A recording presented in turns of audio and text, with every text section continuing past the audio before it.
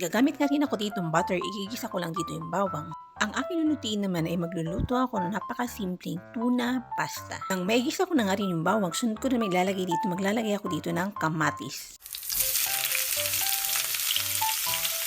Isang latang century tuna naman ang aking ilalagay dito. Mga pampalasa naman na aking ilalagay, naglagay ako dito ng paminta at naglagay rin ako ng seasoning.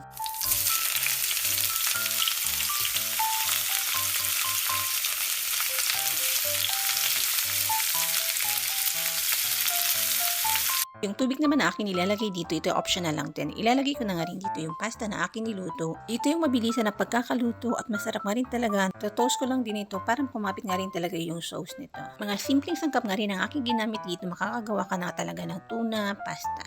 At madali nga rin talaga siyang lutuin. Bari ito na nga pala yung aking nalutong tuna pasta.